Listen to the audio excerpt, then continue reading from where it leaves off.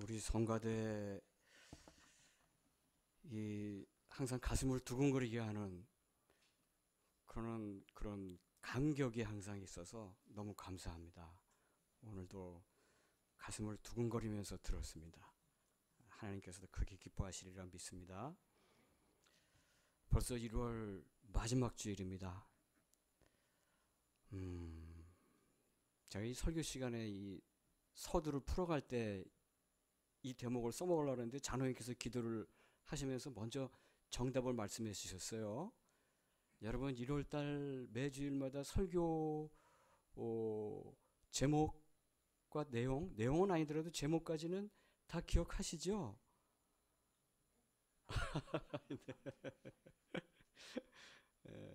제가 잊지 않게 적어도 올 1년 동안은 1월달 2023년도 1월달 설교하신 목사님의 상함과 제목은 잊지 않도록 도와드리겠습니다. 첫 번째 주는 유해군 목사님께서 위로하라, 내 백성을 위로하라. 이 유자하고 위자하고 비슷합니다. 유해군 목사님께서 위로하라. 누구를? 내 백성을 위로하라. 두 번째 주는 허성환 목사님께서, 우리 또 허성환 목사님 평화선교사 아니시겠습니까? 화평케 하는 자들의 자랑과 긍지.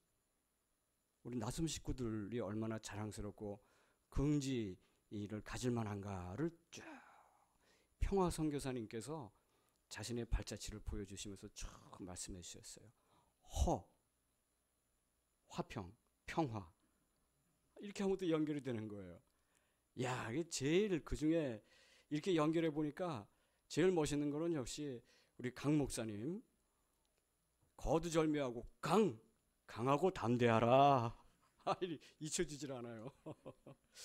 그래서 제가 고민을 했습니다. 이 제목을 어떻게 잡을까?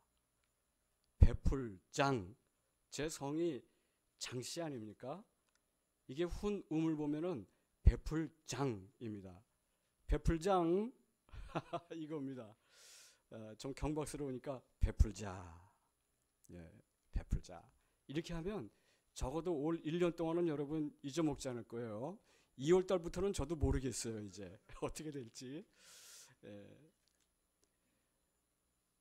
벌써 우리가 1월 마지막 주 예배를 드리고 있는데 대한민국 사람들은 새해를 2번 맞이해서 다른 나라 사람들보다 복을 2배로 받는 민족들입니다.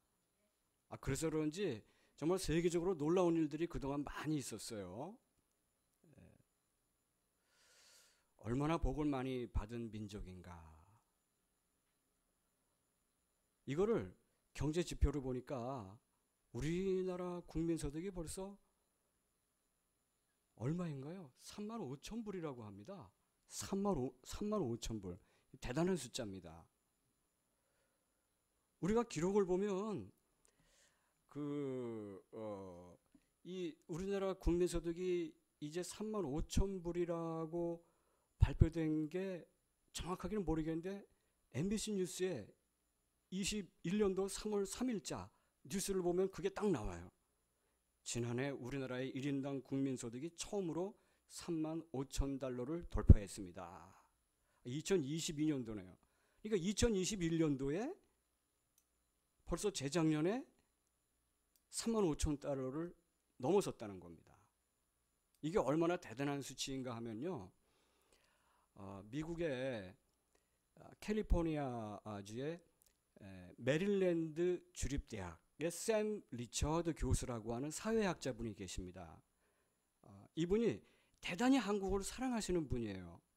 그냥 사랑하는 게 아니라 사회학자이기 때문에 여러 가지 근거를 갖고 한국에 대해서 계속 외치던 분이에요, 사실은. 그래서 지금 유튜브에 보면 이분 강의가 많이 떠 있고 또 우리나라에 와서 강연도 한번 하신 적이 있는 그런 분인데 강의를 할 때 보니까 강당에 800명 학생들을 놓고 강의를 하시는 분이에요. 그리고 유명한 에미상, 우리 영화배우만 받는 줄 알았더니 거기에서 교육상도 있더라고요. 그런 상도 받으신 분이에요. 그러니까 이분이 굉장히 공신력이 높은 분이라는 분인데 샘 리처드 교수가 그렇게 얘기하더라고요. 왜 한국을 주목해야 하는가? 왜 한국을 주목해야 하는가? 그 800명 학생들 앞에서 1965년도에 우리 이 한국의 1인당 국민소득이 수치로 보면은 1965년도에 아프리카의 가나, 나이지리아, 말레이시아보다 낮았어요. 그 나라 이름을 보면 야 굉장히 가난한 나라들인데 하는 나라들보다 국민소득이 낮았다니까요. 그때는. 그런데 40년 동안 훌쩍 성장을 한 거예요. 그 성장 속도가 세계적으로 유례가 없다. 역사적으로 유례가 없다. 샘 리처드 교수의 말입니다. 그냥 빈말이 아니에요. 이렇게 빨리 성장하는 나라 한국을 주목해야 한다. 그런 강의를 하셨더라고요. 그런데 여러분 참 묘한 게 있습니다. 그때나 지금이나 여전히 가난한 사람들이 있더라. 그때나 지금이나. 여기서 말씀을 드리는 가난이라고 하는 것은 상대적 빈곤이 아닙니다.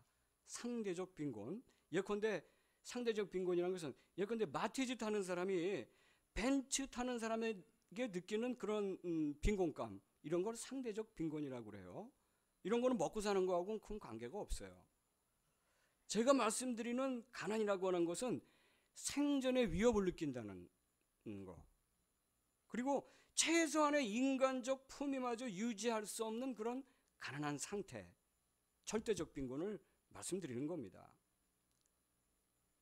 연간 국민소득이 500만 불 미만인 나라에서나 있을 법한 절대 빈곤층이 국민소득 5만 불인 나라에도 있습니다. 3만 5천 불을 겨우 돌파한 우리나라에도 당연히 있죠. 우리가 잊을만 하면 깜짝깜짝 놀라는 그런 뉴스들이 나옵니다. 가난 때문에 굶어 죽은 모녀들 있잖아요. 있더라고요. 성경 말씀 그대로입니다. 신명기 5장 15장 11절에 우리 다 같이 한번 읽어볼까요? 시작. 땅에는 언제든지 가난한 자가 그치지 아니하겠으므로. 가난한 자가 그치지 아니하겠으므로. 예. 땅에는 언제나 가난한 자가 그치지 않겠다는 것. 여기서 가난한 자는 절대적 빈곤을 겪는 그런 사람들이라는 겁니다. 그치지 않는다고 하셨어요. 근데 성경은 가난 그 자체를 선이라고는 말씀하시지 않습니다. 사실 많은 경우에 가난은 게으름으로부터 옵니다. 많은 경우에. 그러므로 성경은 게으름을 정죄합니다. 잠언 6장 6절에서 12절 말씀 한번 보시겠습니까? 잠언 6장 6절에서 11절 말씀. 굉장히 긴데 이건 길기 때문에 제가 읽어드릴 테니까 한번 잘 들어보십시오. 게으른 자여, 개미에게로 가서 그 하는 것을 보고 지혜를 얻으라. 개미는 두령도 없고 간역자도 없고 주권자도 없을 때 먹을 것을 여름 동안에 예비하며 추수 때의 양식을 모으느니라. 게으른 자여, 내가 어느 때까지 눕겠느냐? 내가 어느 때에 잠이 깨어 일어나겠느냐? 좀 더 자자, 좀 더 졸자, 손을 모으고 좀 더 눕자 하면 내 빈궁이 강도같이 오겠으며 내 곰핍이 군사같이 이르리라. 아멘. 설 명절 때 딱 그 분위기 아니겠습니까? 좀 더 자야지, 좀 더 졸아야지, 좀 더 누워야지. 1년 내내 설 명절처럼 지낼 수가 없는 겁니다. 예. 그렇게 하면 어려워진다는 거예요. 예수님께서도 매번 이 달콤한 말씀만 하신 것이 아닌데 심지어 예수님께서도 하신 말씀이 이 악하고 게으른 종아, 그렇게 말씀하신 적도 있어요. 예, 그렇습니다. 게으르고 착한 종은 없습니다. 게으른 것이 곧 악한 것입니다. 사도 바울께서도 동일한 말씀을 하셨습니다. 우리가 한번 읽어볼까요? 데살로니가 후서 3장 10절 말씀. 데살로니가 후서 3장 10절 말씀. 간단합니다. 시작. 아멘. 일하기 싫거든 먹지도 말라. 아이고, 이거 뭐 분석할 것도 없고 따질 것도 없어요. 일하기 싫은 사람 먹지도 말아야 됩니다. 그러므로 우리는 궁극적으로 사람의 자립정신을 손상시키는 그런 식의 구제, 그런 식의 복지정책, 이런 것은 단호하게 거절해야 됩니다. 안 된다고 해야 돼요. 그럼에도 불구하고 가난의 원인은 결코 간단하게 설명할 수 없는 복잡한 것이 거기에 있죠. 가난이 대물림된다거나 사회적 구조의 불합리성이 가난을 만들어내는 경우는 얼마든지 많습니다. 그래서 하나님께서는 자본주의 이론이나 칼 막스의 이론이 나오기 훨씬 전에 이렇게 말씀하셨습니다. 신명기 15장 11절 말씀. 간단하니까 한번 같이 읽어보겠습니다. 시작. 땅에는 언제든지 가난한 자가 그치지 아니하겠으므로 내가 네게 명하여 이르노니 너는 반드시 네 경내 네 형제의 곤란한 자와 궁핍한 자에게 내 손을 펼지니라. 아멘. 네 경내의 가난한 자, 궁핍한 형제에게 손을 펴라 라고 하신 겁니다. 어떤 신학자는 아예 노골적으로 이렇게 선언을 합니다. 오늘 주보에 유 목사님 글을 보시면 거기에도 그 기절이 나와요. 한번 다 보셨죠? 하나님은 가난한 자를 편애하신다. 이렇게 그냥 정의를 내려버렸어요. 편애하신다니 하나님께서 누구나 다 골고루 똑같이 사랑하시는 분이신데. 잠언 14장 31절 말씀을 한번 봅시다. 간단하니까 또 한번 같이 읽어보겠습니다. 시작. 가난한 사람을 학대하는 자는 그를 지으신 이를 멸시하는 자요, 궁핍한 사람을 불쌍히 여기는 자는 주를 존경하는 자니라. 아멘. 하나님께서는 가난한 자와 당신을 동일시하셨습니다. 똑같이 여기신 거예요. 하나님께서는 모든 인간은 인간답게 살아야 할 천부적 권리가 있다라고 선언하신 것입니다. 그러므로 인간이 인간다운 기본 품위를 유지한다는 것은 모든 인간의 기본적 권리에 앞서는, 모든 권리에 앞서는 기본적인 권리입니다. 쉽게 말하자면 굶주림 때문에 사람이 죽어간다든가 기본 건강을 유지할 수도 없는 영양 결핍 상태에 빠져가는 사람들을 가만히 방치하는 사회는 하나님께서 용납할 수 없는 그런 사회입니다. 사람이 용서하고 말고 그 이전에 하나님께서 용서가 안 된다는 거예요. 하나님께서는 이 점을 아주 분명하게 말씀하셨습니다. 잠언 28장 27절 말씀을 한번 다 같이 봅시다. 같이 읽어봅시다. 시작. 가난한 자를 구제하는 자는 궁핍하지 아니하려니와 못 본 채 하는 자에게는 저주가 많으리라. 이 성경 말씀에 이런 말씀이 다 있더라고요. 못 본 채 하는 자에게 저주가 있겠다고 그랬어요. 그런가 하면 구제하는 일에 인색한 사람은 하나님과 친구가 될 수 없다라고까지 하신 말씀도 있습니다. 잠언 21장 13장 말씀이 바로 그것입니다. 하나님께서는 그런 인간과 상종을 하지 않겠다. 다 같이 한번 읽어보겠습니다. 시작. 귀를 막아 가난한 자의 부르짖는 소리를 듣지 아니하면 자기가 부르짖을 때에도 들을 자가 없으리라. 아멘. 사람이 부르짖을 때 누가 그 부르짖음을 듣습니까? 인간의 절박한 절규를 듣는 분은 누구십니까? 하나님이십니다.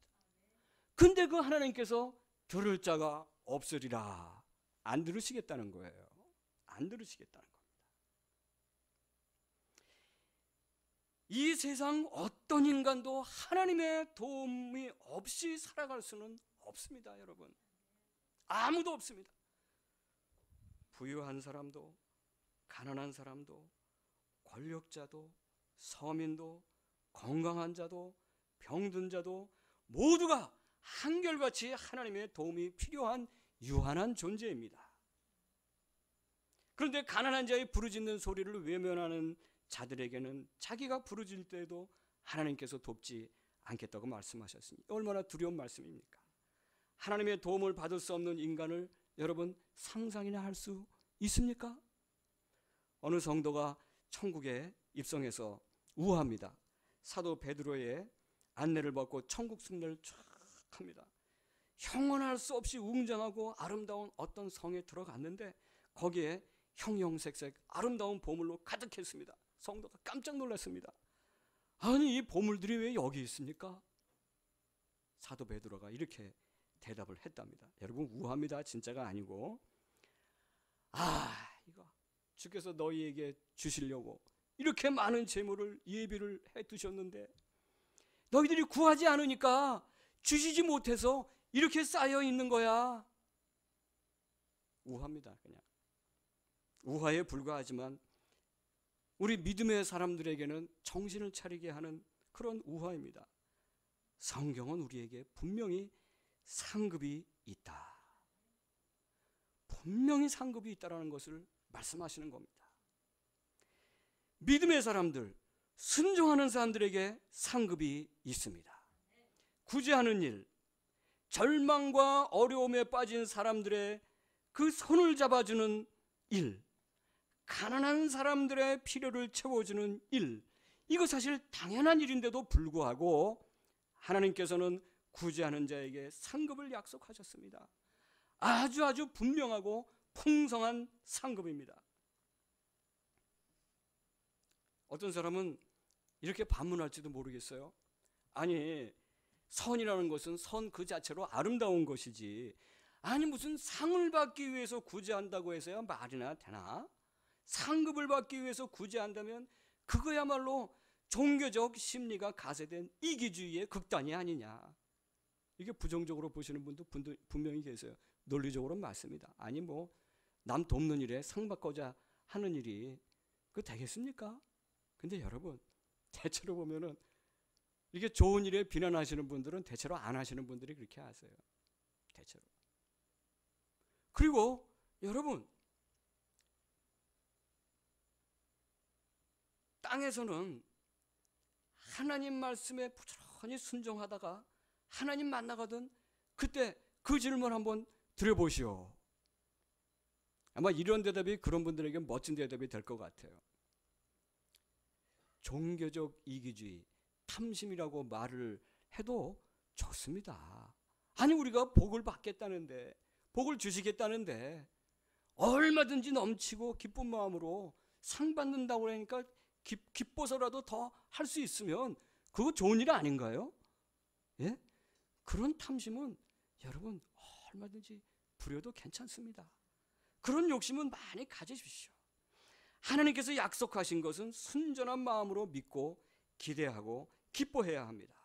열심히 구제하는 사람들에게 하나님께서는 3가지 약속을 하셨습니다. 첫째, 너의 삶을 윤택하게 해주겠다 라는 약속입니다. 잠언 19장 17절 말씀을 다 같이 한번 보십시다. 삶이 윤택해진다고 했어요. 21장 13절 말씀이네요. 저는 흥분하면 안 되는데 흥분하면 머리가 헝클어집니다. 잠언 21장 13절 다 같이 한번 읽어보겠습니다. 시작.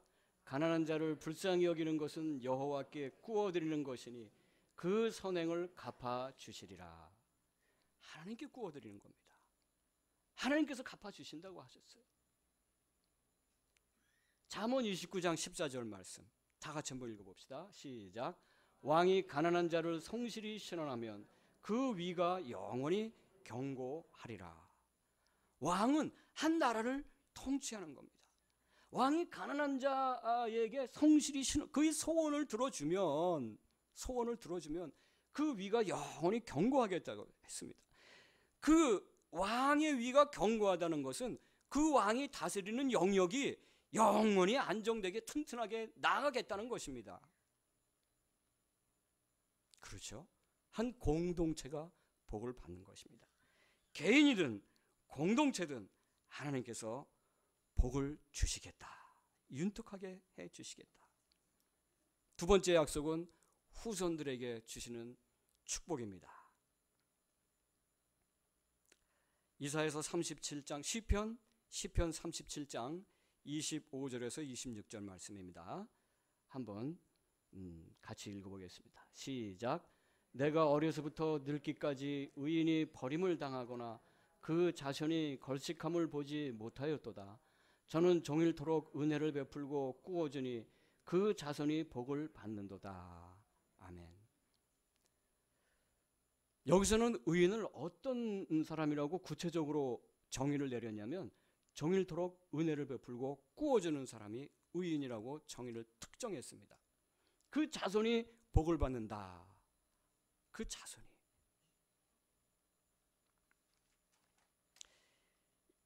여기서 복을 받는다라고 할 때 하나님의 축복, 주시는 축복은 하나님의 좀 어려운 용어지만 보편적인 섭리, 보편적인 섭리, 보편적인 섭리라는 용어가 있어요. 신학에 공통적으로 다 주어지는 보편적인 섭리. 하나님께서 특별히 뜻이 계셔서 의인에게 고난을 주시고 고난을 통해서 정금같이 훈련시키는 경우도 또 많이 있습니다. 그런 경우에도 결과적으로는 그 인생을 승리로 축복으로 이끄시는 줄 믿습니다. 하나님의 약속이 있기 때문에 그렇습니다. 하나님의 축복이 영적인 것이냐 물질적인 것이냐 묻는 것 자체가 사실은 세속적인 이원론입니다. 하나님께서 주시는 복에는 그런 게 없어요. 전능하신 하나님, 오직 유일한 주권자가 되신 하나님께서는 인간에 대해서 전인적인 축복을 하십니다. 영적이다, 물질적이다 이런 구별은 무의미합니다. 다만 타락한 인생들이 지나치게 물질적 축복을 원하는 경향성이 있다는 그런 인간에 대한 근본 이해를 소홀히 해서는 안 되겠죠. 지나치게 추구하는 거. 그래서 넘어서는 순간 탐욕이 되는 거. 그런 거를 소홀히 해서는 안 될 것입니다. 저는 이 사실을 생각할 때마다 정말 가슴이 설렙니다. 어떤 때는 가슴이 뛰기도 합니다. 저의 작은 선행이 별 볼일은 없는 이 구제 활동 때문에 나의 후손들이 복을 받는다는 거, 나의 자식들이 복을 받는다는 거, 이런 거 생각할 때 정말 기쁨이 밀려오는 것을 감출 수가 없습니다. 제 자식 때만 아니라 자식의 자식들, 먼 후손들까지 하나님께 복 받기를 위해서 기도하고 있습니다. 하나님을 알지 못하는 가문에서 태어나서 나 자신이 우리 가문의 믿음의 조상이 되었다는 거, 그리고 복의 근원이 되었다는 거, 이것이 얼마나 큰 기쁨이고 얼마나 큰 영광이겠습니까? 제가 그런 사람입니다. 아무도 믿지 않는 집안에서 혼자 목사 되겠다고 고집부려워서 언젠가 말씀드렸지 않습니까? 작년에. 그런 사람이 이제 복의 근원이 되고 영원한 반석 위에 서는 하나님의 택한 백성이 되었다는 거. 여러분, 이런 거 흘려들어서는 안 됩니다. 하나님의 이런 약속을 그냥 무심하게 보내선 안 됩니다. 지금 내가 느끼지 못한다고 에휴 그래봤자 인생이 거기서 거기지. 아니에요, 여러분. 아니에요. 여러분들이 그렇게 무심하게 지나는 순간에도 하나님의 복은 하나님 나라에 차곡차곡 쌓여 있다는 것을 믿으시기 바랍니다. 어렵게 살아가는 사람들의 마음을 어떻게든 쓰다듬어주는 사람들에게 주님께서 약속하신 세 번째 축복의 말씀이 있습니다. 이 말씀은 거룩하고 위대한 축복입니다. 오늘 성경 본문의 말씀입니다. 제가 다시 한번 읽어보겠습니다. 권사님 너무 훌륭하게 또박또박 잘 읽어주셨어요. 감사합니다. 제가 다시 한번 읽어보겠습니다. 그때에 임금님이 그 오른편에 있는 자들에게 이르시되 내 아버지께 복받을 자들이여 나와 창세로부터 너희를 위하여 예비된 나라를 상속하라. 내가 줄일 때에 너희가 먹을 것을 주었고 목마를 때 마시게 하였고 나그네 되었을 때 영접하였고 벗었을 때에 옷을 입혔고 병들었을 때 돌아보았고 옥에 갇혔을 때 와서 보았느니라. 이에 의인들이 대답하여 가로되 주여 우리가 어느 때에 주의 줄이신 것을 보고 공개하였으며 목마르신 것을 보고 마시게 하였나이까? 어느 때에 나그네 되신 것을 보고 영접하였으며 벗으신 것을 보고 옷 입혔나이까? 어느 때에 병드신 것이나 옥에 갇히신 것을 보고 가서 배웠나이까? 하리니 임금이 대답하여 가라사대 내가 진실로 너희에게 이르노니 너희가 여기 내 형제 중에 지극히 작은 자 하나에게 한 것이 곧 내게 한 것이니라. 아멘. 작은 자들에게 한 것이 하나님께 하신 것이란 말입니다. 어렵고 힘들게 된 분들 보면 정말 작아지셨지 않습니까?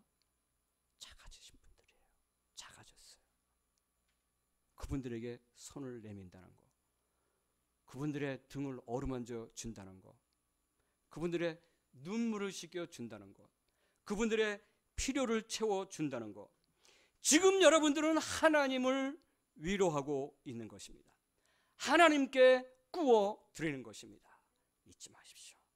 하나님께서는 절대 여러분들의 손길을 잊지 않으십니다. 이 비유는 어떤 비유입니까? 명백합니다. 세상 끝날 영원한 심판에 관한 말씀입니다. 전체적인 문맥으로 보면 믿음의 진정성에 관한 비유예요. 당신이 지금 예수 그리스도를 구주와 주님으로 믿는다고 말하는데 그 믿음이 진실한 것인가? 그렇게 행하였는가? 심각한 질문입니다.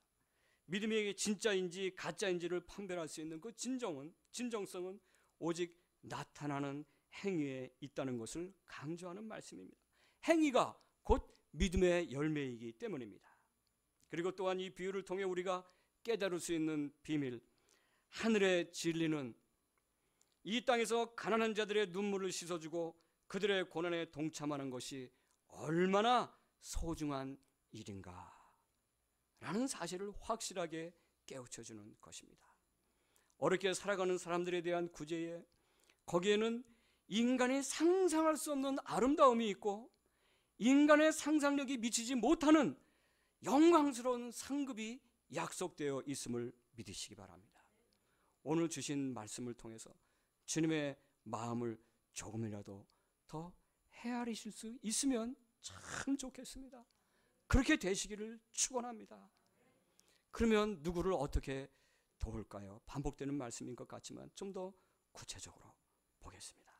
잠언 3장 27절 말씀입니다. 다 같이 한번 읽어보겠습니다. 시작. 내 손이 선을 베풀 힘이 있거든 마땅히 받을 자에게 베풀기를 아끼지 말며 내게 있거든 이웃에게 이르기를 갔다가 다시 오라 내일 주겠노라 하지 말라. 아멘. 여러분, 이 갔다가 다시 오라는 말이 얼마나 가슴 아픈 말입니까? 네, 갔다가 다시 와라. 내일 줄게. 지금 당장 굶어 죽게 생겼는데 내일 줄게. 가슴 아픈 말이거든요. 우리 하나님께서는 이거 사실 좀 새삼스러운 표현인데 어떻게 표현할 길이 없어서 이렇게 한번 문장을 만들어 봤어요. 하나님께서는 인생을 아시는 분이다. 정말 세상에서 살아가는 사람들의 그 마음을 어쩌면 이렇게 우리 인간들의 이 인생을 세밀하게 이해하시는지요. 인생을 이해하시는 분이십니다. 하나님께서는 선을 행할 능력이 있는 사람에게 베풀기를 아끼지 말라 이렇게 말씀하셨어요.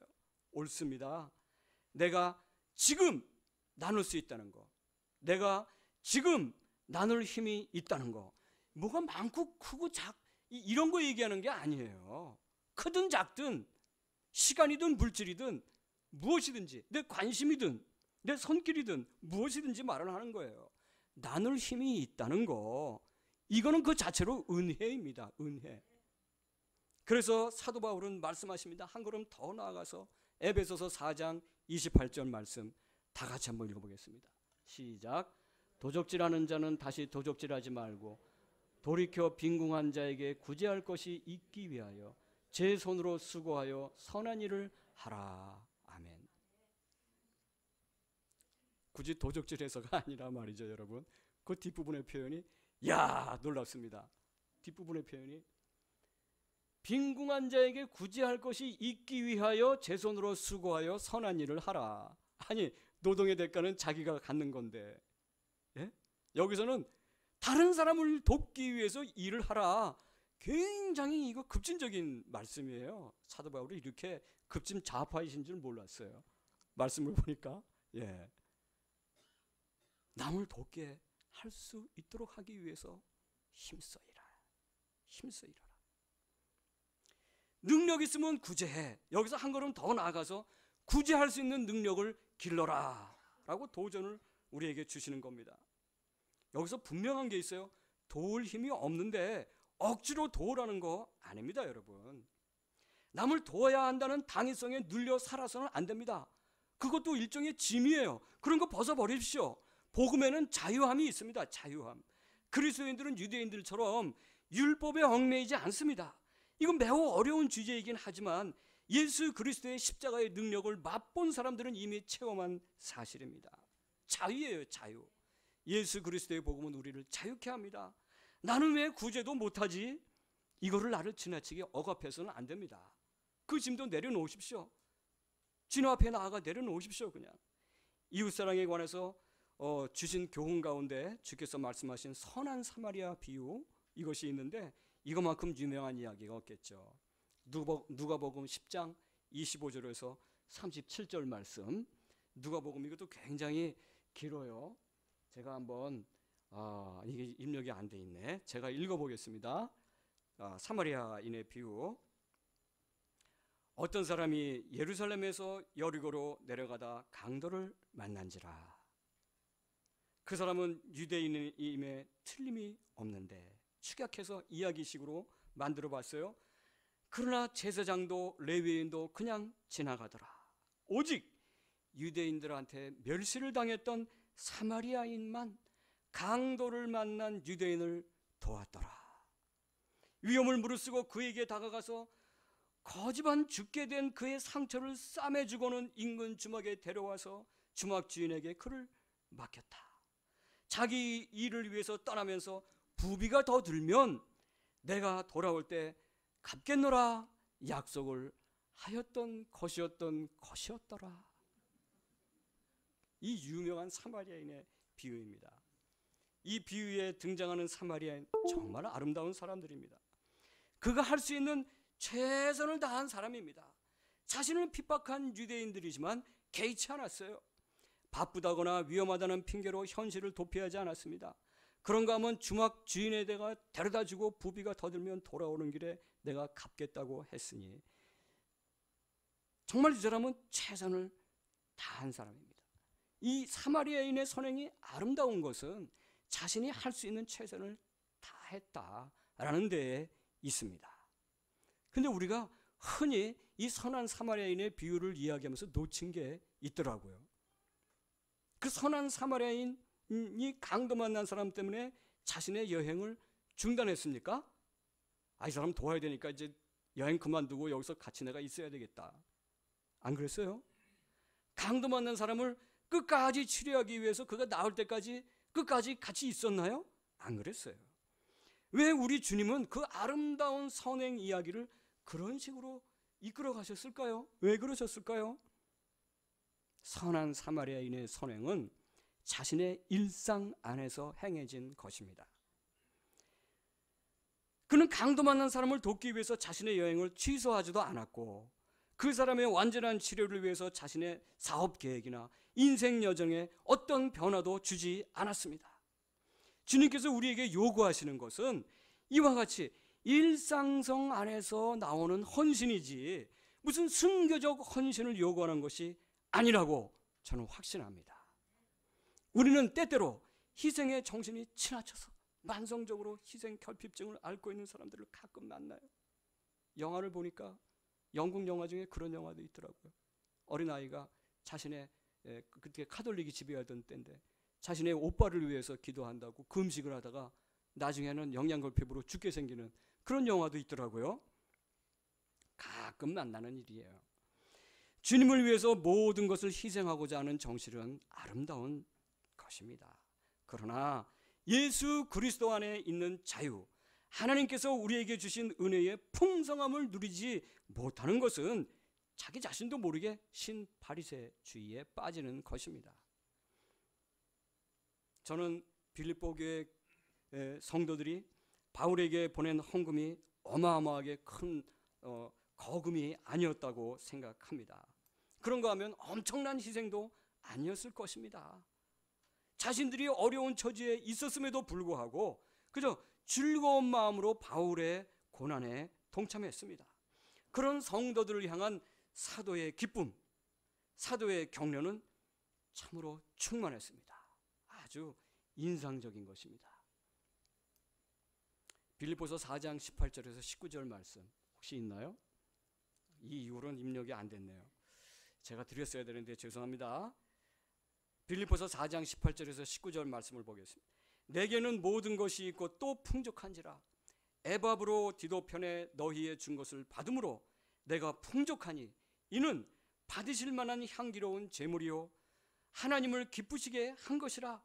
나의 하나님이 그리스도 예수 안에서 영광 가운데로 그 풍성한 대로 너희의 모든 쓸 것을 채우시리라. 아멘.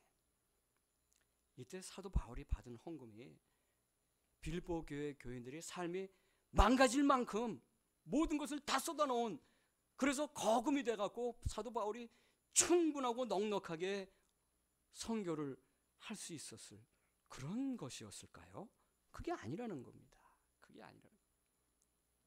빌립보 교인들은 나름대로 최선을 다해서 헌금을 한 것이고 그들의 일상은 지속되고 있고 어렵지만 그게 사도 바울에게 전달되었고 바울은 이것을 정말 기쁘게 받은 거예요. 향기로운 제물이요 하나님을 기쁘시게 했다. 그리고 하나님께서 너의 모든 쓸 것을 다 채우실 것이다.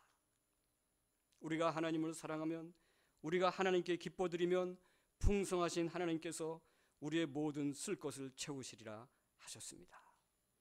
아무리 바쁜 일이 있어도 교회에서 주어진 사명을 감당하기 위해서 집을 나서시면서 이렇게 기도하셨다라고 하는 어떤 성도님의 말씀을 들은 적이 있는데 정말 제 마음속에서 잊혀지지 않습니다. 주님, 저는 주님 일을 할 테니까 주님은 제 일을 해 주십시오. 아멘.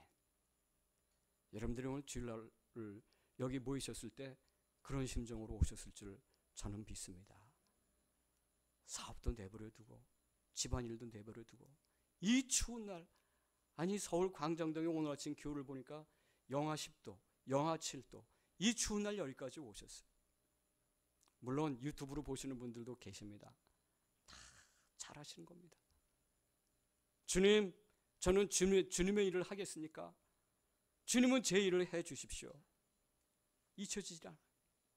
여러분께서 모아주신 겨자씨 장학금이 제한몽골학교 학생들에게 전달되고 있습니다. 여러분들은 사실 수혜 학생들을 직접 만나지는 못하셨죠. 통보는 받으시지만 매 학기 초가 되면요, 각 학년 선생님들이 평소 눈여겨보았던 학생들에게 이런저런 근거로 추천을 합니다. 그리고 그걸 갖고 교장 선생님하고 함께 여러 담당 선생님들이 평가를 하고 학생들에게 증서가 주어지고 장학금이 전달됩니다. 여러분들이 다 겨자씨 장학금으로 모아준 거예요. 이 학생들이 앞으로 어떤 인물이 될지, 어떤 일을 하게 될지 저는 정말 기대가 됩니다. 분명한 것은 저들이 정말 어려운 환경에서 공부를 잘 하려고 노력하고 학교 생활에 적극적으로 참여한다는 겁니다. 아니 어떻게 이 어려운 상황에서도 학교를 이렇게 열심히 할 수가 있지? 나쁜 길로 빠지지 않고 말이죠. 나아가 제한몽골학교의 이 기도대로 저들이 지혜와 용기, 나눔과 섬김으로 온 세상에 큰 등불이 되고 소금이 되어서 하나님께 큰 영광 돌리는 우리 학생들이 될 줄로 저는 믿습니다. 이미 조금씩 그 열매가 생기고 있어요. 나섬아시아 청소년 학교, 한국 베트남 국제학교 아이들도 마찬가지입니다. 이제 선진국 대열에 들어선 한국인들이 미처 돌아보지 못한 그 사각지대에 빠진 다문화 배경 이주민 청소년들의 이 형편들을 세심하게 돌보고자 하는 이 일을 위한 여러분의 헌신과 헌금을 주님께서는 다 알고 계십니다. 뿐만 아닙니다. 우리 나선 교회에는 튀르키예, 베트남, 인도, 우즈베키스탄, 몽골에 파송한 역파송 선교사님들을 향한 기도와 헌금이 있습니다. 또한 나섬 공동체 식구들은 당연한 듯 알고 있는 나섬의 6교회는 사실 밖에서는 굉장히 놀라는 일입니다. 아니 어떻게 그렇게 다양한 인종의 사람들이 모여서 예배를 드릴 수가 있지? 어떻게 한 겁니까? 베트남 예배, 인도 예배, 필리핀 예배, 중국 예배, 이란 예배, 그리고 몽골 예배. 예배가 끝나고 오후가 되면 저는 한 바퀴 핑 다녀봅니다. 특별히 외국인 예배에 초청돼서 설교가 있지 않은 한 다 돌아봅니다. 각 맡으신 사역자분들께서 준비를 하고 마이크 시설 점검하고 왔다 갔다 하고 노래도 찬양도 맞춰보고 말이죠. 설교 준비하시고. 여러분, 이게 다 우리의 헌신이요. 그래서 그 헌신의 열매가 우리 눈앞에 보여지고 있는 것입니다. 이 모든 것이 나섬의 열매요 하나님의 섭리 가운데 이루어진 역사인 줄로 믿습니다. 우리 나섬 식구들이 언젠가 주님 앞에 설 때 주께서 칭찬하실 자랑스러운 행적인 줄로 믿습니다. 염려하지 마십시오. 여러분들은 적어도 우리 나섬 식구 여러분들은, 나섬교회 성도 여러분들은 하나님 앞에 나아갔을 때 자랑할 만한 게 분명하게 있습니다. 염려하지 마십시오. 나섬 카페나 주방의 사역자분들과 평일에도 나섬 공동체가 제대로 돌아가도록 말 그대로 최선의 시간을 최대로 바쳐서 일하시는 분들, 그리고 주일 예배를 준비하는 모든 손길들, 헌신자분들, 우리는 모두가 하나님을 사랑하며 이웃을 내 몸과 같이 사랑하고 있는 한 몸입니다. 사랑하는 성도 여러분, 지금 여러 모양으로 어렵긴 하지요. 그러나 여러분, 문제를 바라보면 문제는 눈덩이처럼 커집니다. 문제를 보지 마시고 여러분과 함께 하신 하나님을 바라보십시오. 어느 날 히스기야가 죽을 병에 걸렸고 하나님께 최후 통첩도 받았습니다. 너는 집을 처치하라. 내가 죽고 살지 못하리라. 히스기야 왕에 관한 이야기입니다. 얼마나 두렵고 냉엄한 말씀입니까?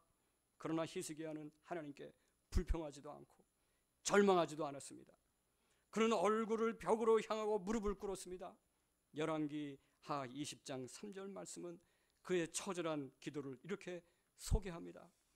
여호와여, 구하오노니 내가 진실과 전심으로 주 앞에 행하며 주님 보시기에 선하게 행할 것을 기억하옵소서 하고 심히 통곡하더라. 하나님, 지금 나에게 심판을 내리시지만